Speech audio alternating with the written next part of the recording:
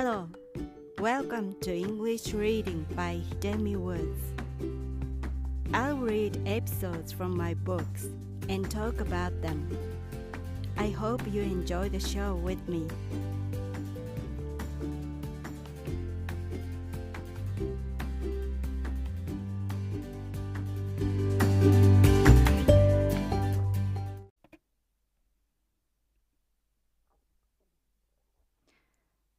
Hi, I'm your host, Hidemi Woods. I'll read an episode from my book titled An Old Tree in Kyoto.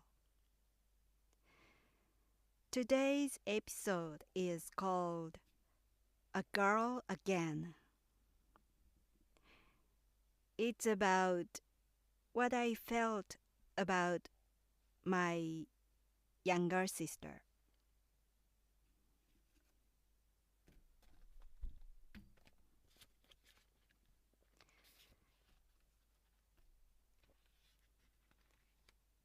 A Girl Again.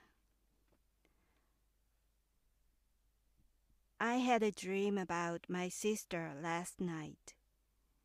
In each and every dream about her, she takes my parents away from me. She's 4 years younger than I am, and I still remember the time when she was born.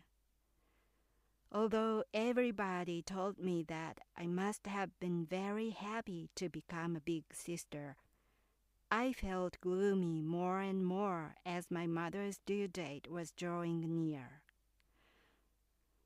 I strongly wished my sister would never be born because I knew grown-ups' attention would leave me. And I was right. She was born to be my parents' favorite. My mother especially stood by her all the time, both physically and mentally. I was sent away to my grandparents' room to sleep with them. My mother's arms and lap were always occupied by my sister, and I was constantly driven away to my father. Only consolation for me was my grandfather's attitude. Because Japan was excessively male-dominated, it still is, in my opinion. He was bitterly disappointed that his newly born grandchild was a girl again. He kept complaining about it to his neighbor friends, saying, "It's no good. A girl again, no good." For that matter, he had 6 grandchildren in all, and none of them was a boy. I regard it as a curse. My sister still gets along well with my parents as their favorite, lives with them in my hometown, and they brag about whatever she does while they criticize for whatever I do. To this day, they remain taken away from me by my sister. It can be a good thing for me, though.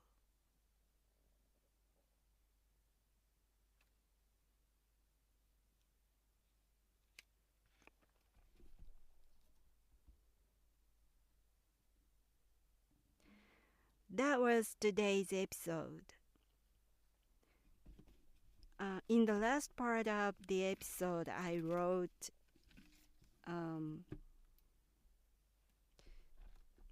being about my parents who were taken away from me by my sister, and it can be a good thing for me. I wrote it because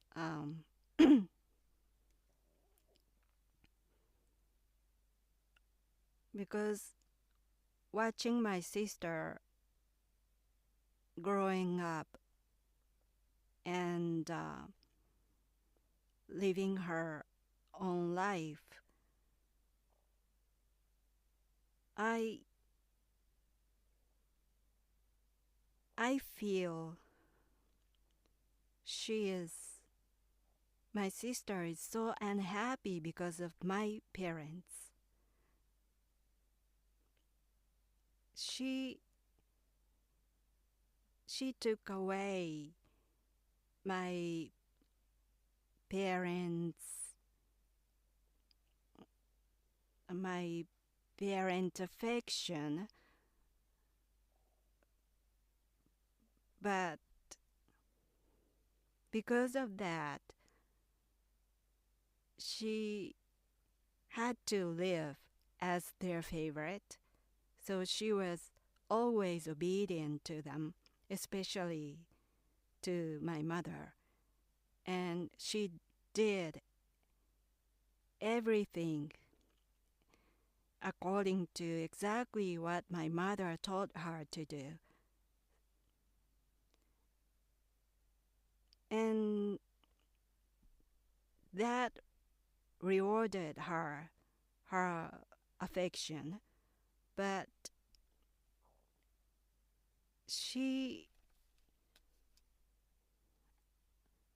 it seemed to me she always struggled between what she was told to do by my mother and what she really wanted to do. Those things were slightly different for her, I think. So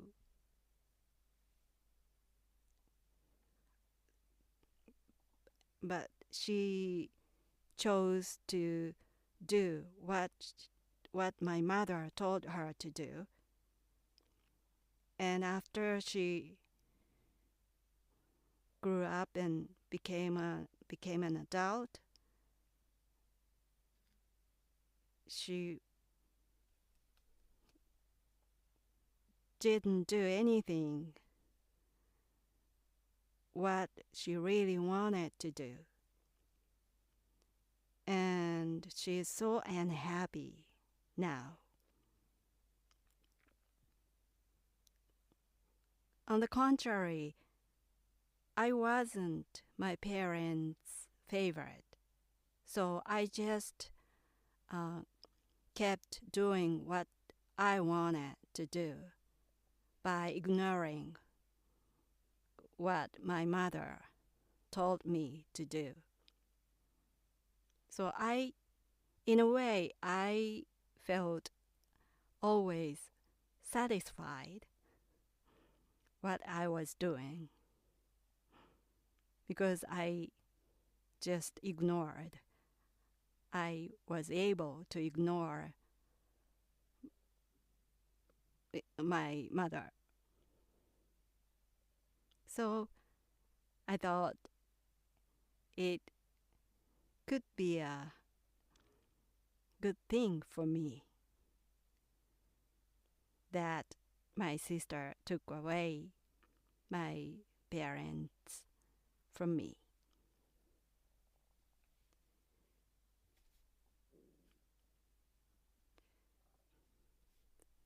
Basically,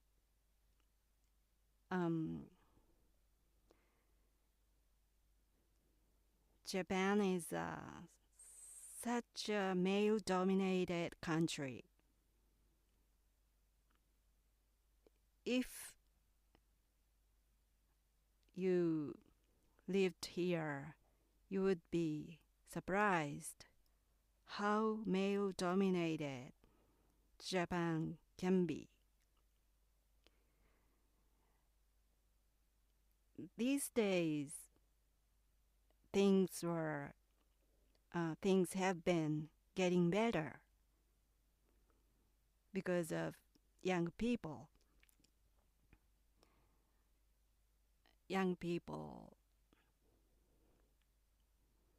Japanese young people have behaved so differently from the old generation. So they have gotten this country better a bit by bit. But when I was a child, Japan was horribly male-dominated, especially the area where I grew up. I grew up in Kyoto. Kyoto was the old city in Japan. Arguably the oldest city in Japan. And all the customs remained everywhere. So I was so indignant, furious about male dominance as a child every day.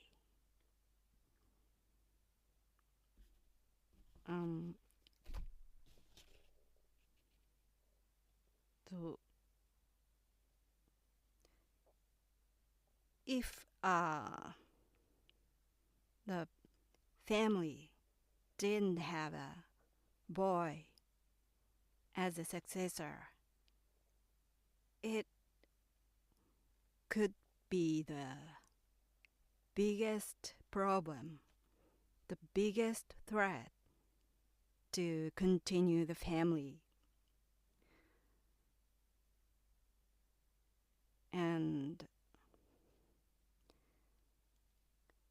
when the family had no boy, if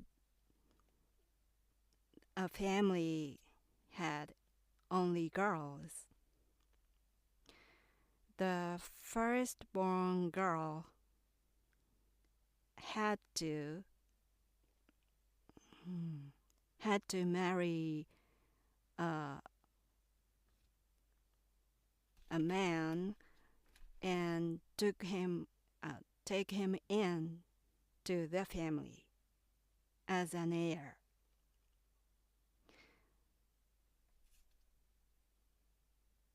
So when I was growing up in Kyoto, it was the time of such custom.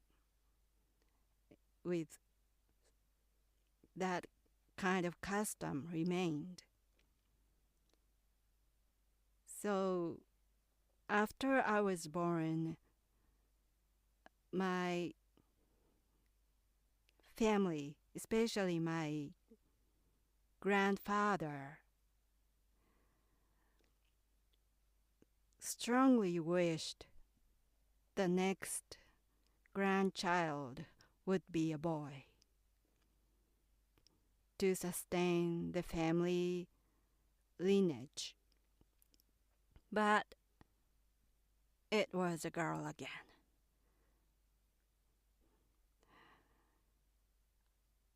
And my grandfather was complaining about it all the time. But I was angry about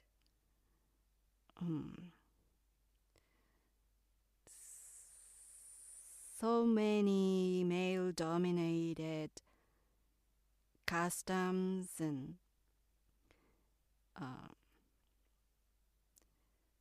around me.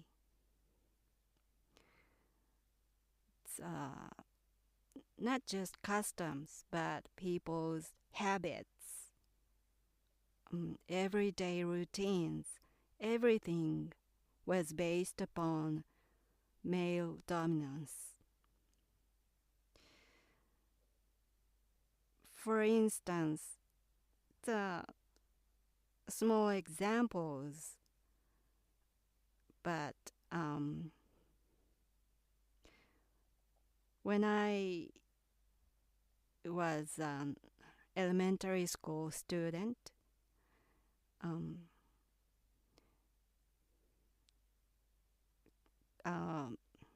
class presidents are were selected and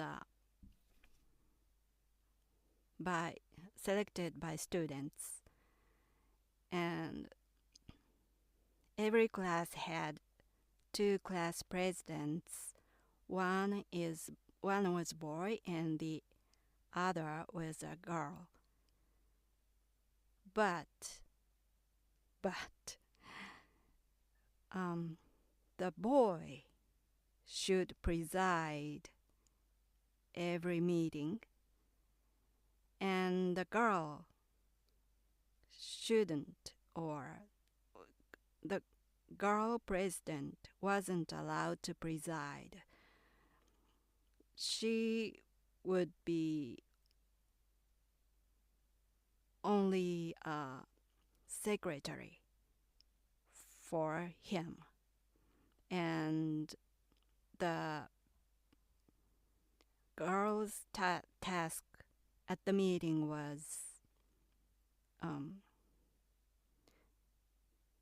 writing the meeting's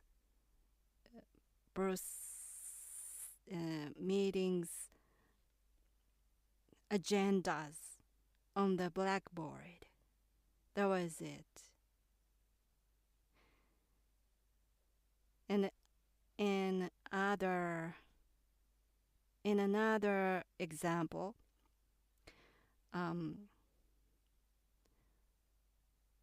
when I was graduated from the elementary school, on the graduation ceremony, an honorable student made a speech in front of the whole school. And the honorable student was selected by teachers. And that year, when I was graduated, I was the smartest girl at school, so I should be the honorable student. But unfortunately for them, I was a girl. So they selected the second smartest student, who was a boy, and he became the honorable student at the elementary school, and she made the speech. Not me. But it was so unfair, even to those teachers. It was apparently unfair. So, out of sympathy, the teachers gave me the task to read the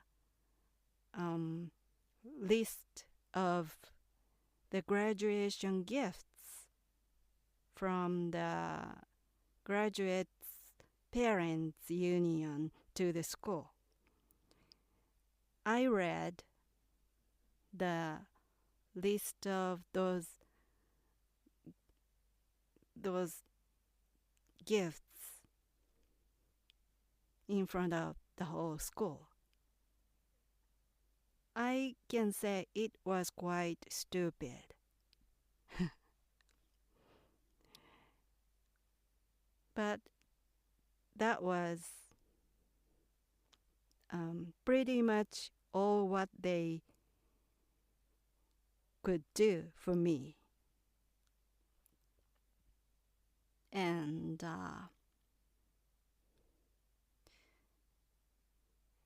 they didn't say out loud, but those teachers implied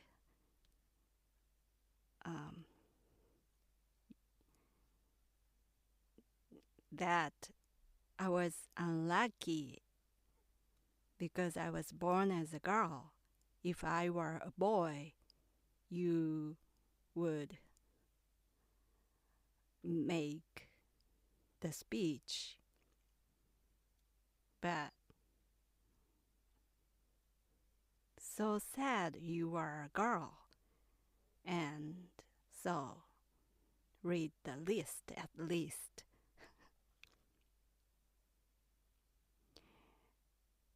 I remember at the rehearsal of the graduation ceremony, the teachers, when I was took on the stage to read that list of the guests, I took on the stage and approached to the center of the stage in front of the microphone. And then the teachers told me that my what do you call it? The step width, my the way of my walking was weird. So fix it. And I asked them what was wrong with my walking. And they said, your one step is too wide for a girl.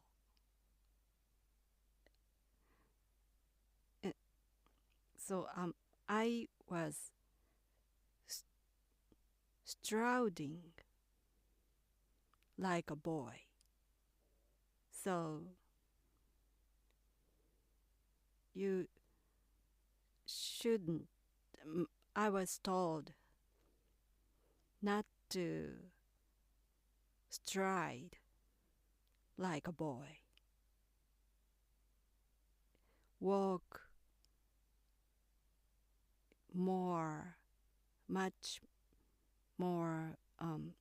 much quieter and slowlier, they said, because I was a girl.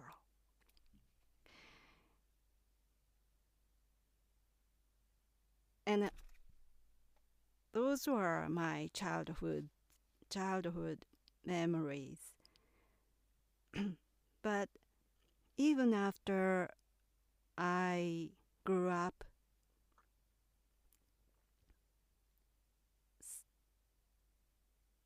still I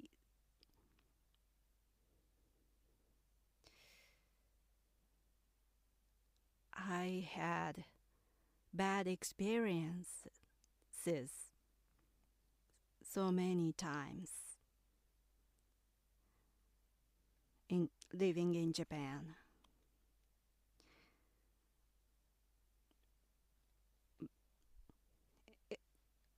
It was still many years back. So now things are different now, I think, but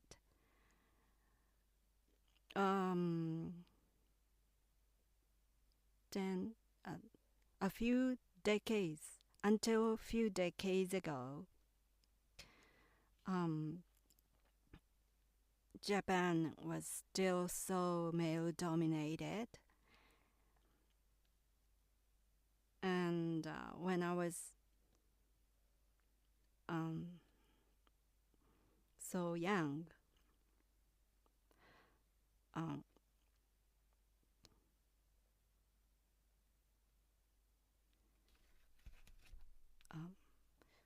when some parties or ceremonies were held,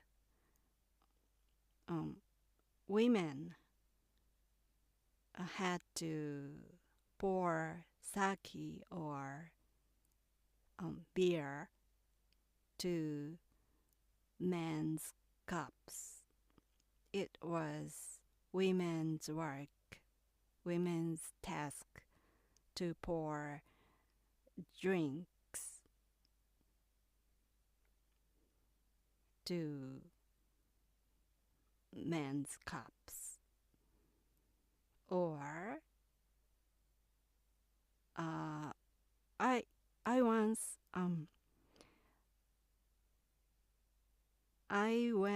when I went to one real estate agency with my partner to rent an apartment. The real estate agent, told me that I couldn't sign the contract, and my partner's name was acceptable, but not mine. So, although I was the one who were going to pay the rent, I couldn't rent an apartment by my name because I am a woman. So the agent told me to sign the contract by my partner's name, not mine. Otherwise, they said they couldn't allow us to rent the apartment. And of course, I couldn't comply that stupid rule. So I turned down that apartment. I didn't rent it eventually. But that was the standard in Japan back then.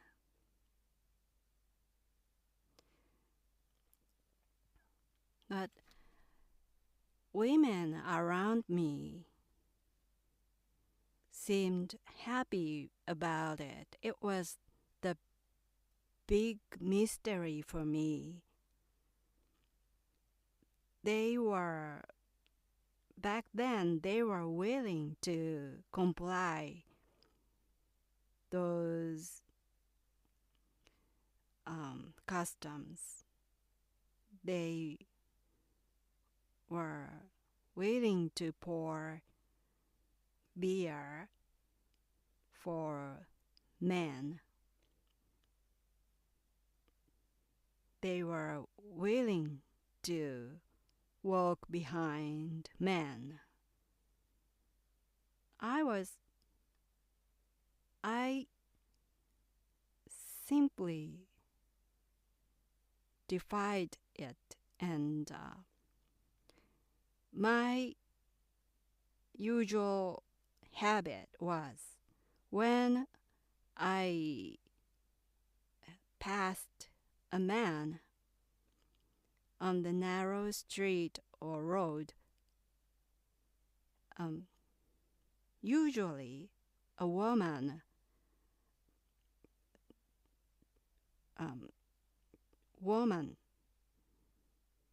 would take a side for a man to go through. A woman would wait for a man to pass on the edge of the street. Or a woman would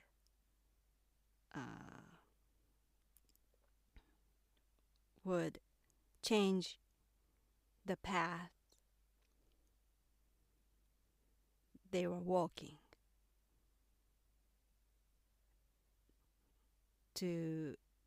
so that a man would walk on straight. But my policy was never change the walking path of mine for a man. So I would walk straight toward the man, not go aside, not going aside for a man. And it was on the point of bumping into each other. The man would flinch and go aside for me. And it was a win for me because I let the man go aside. I didn't stop. I didn't go aside for a man. In those cases, a man would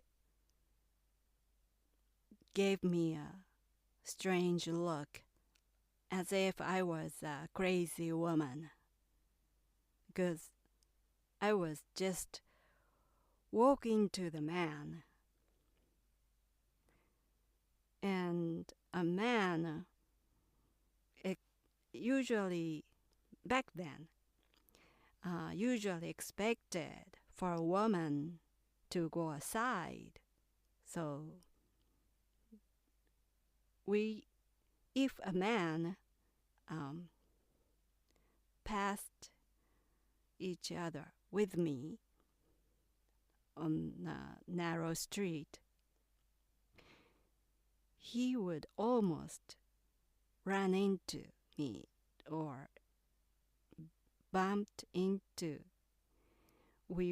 we bumped into each other because I didn't go aside.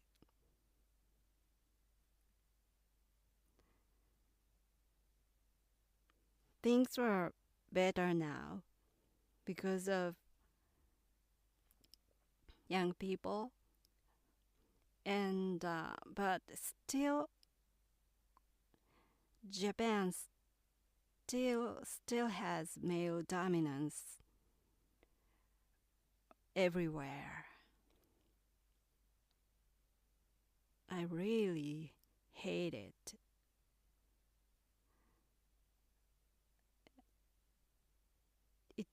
Japan has an emperor, and an emperor has to be male. And that was the basic thing, the basic problem in Japan. And from that, there are numerous, countless problems of male dominance in Japan that still exist.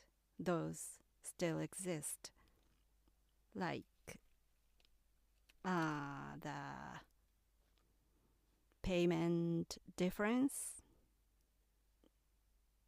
between genders was so big. Women are paid so less than men, and so little,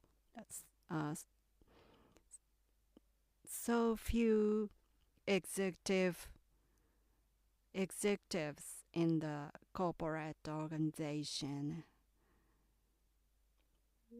Those were high-rank officers are mainly men in Japan. Politicians are too.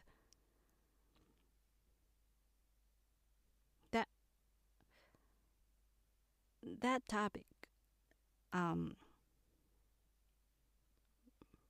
just brought me an interest thing just now.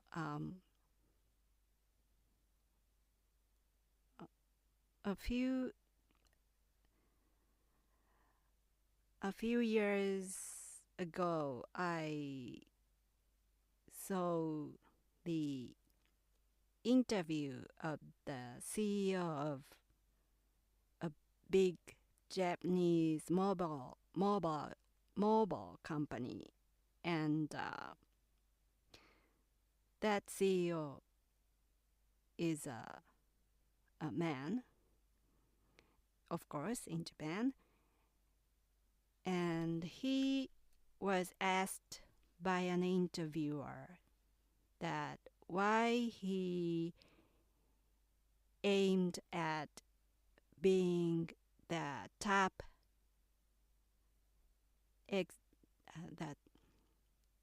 why he aimed his company to be the top of the industry, mobile industry. Why he wanted to expand his company globally and tried to make it number one, the top of the world. And that CEO answered that question. His answer was, that was because I am a man. I am male. Because I am male, I want to be on the top. His reason was his gender. So, since I heard that interview, happened to hear that interview,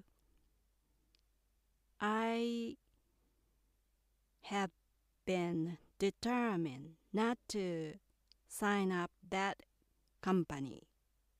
I have never signed up that mobile company, even though it rolled out so attractive promotions or discounts. Anything was everything was not everything hasn't appealed to me, only because I remember that CEO's answer. And I can tell you, I will never sign up that mobile company because that CEO remains as a CEO, and his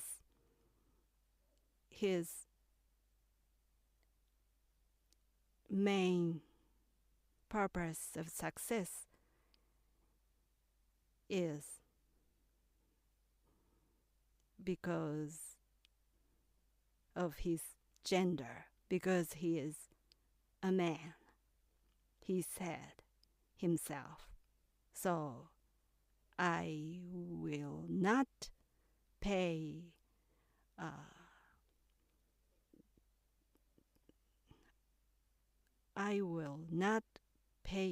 dime for that company. such a company.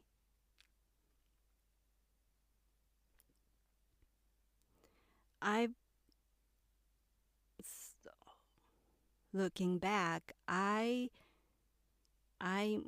have been always furious and indignant about male dominance.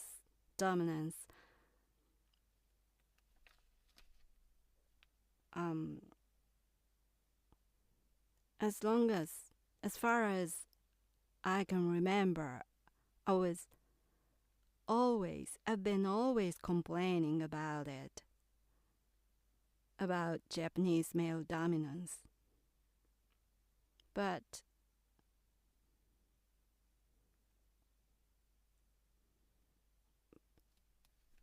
I realize, although I was complaining about it, I may take advantage of it. I mean, come to think of it, when I decided to become a musician, I needed to leave home and move to Tokyo alone. But as a successor of the family, I didn't have such liberty in the family. So naturally, my parents opposed it.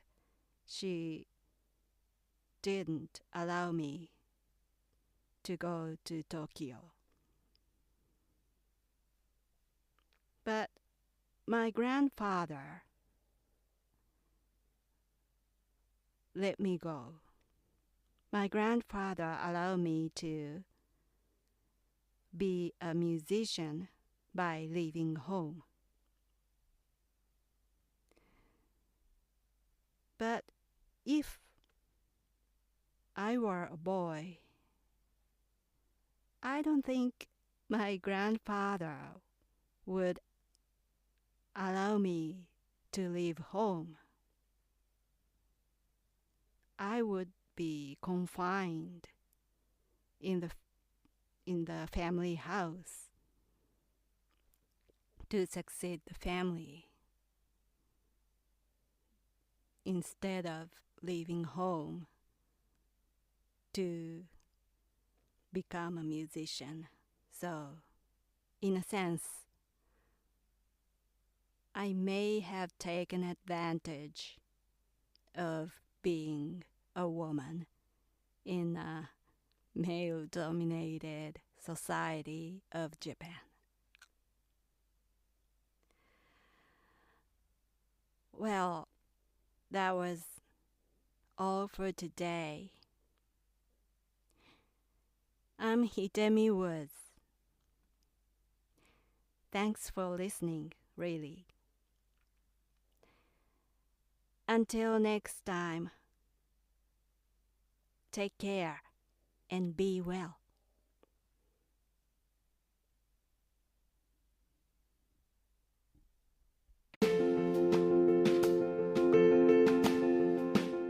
Audiobook, The Family in Kyoto, One Japanese Girl Got Freedom by Hidemi Woods on sale at online stores or apps. Apple Books, Google Play, Audible, 43 available distributors in total.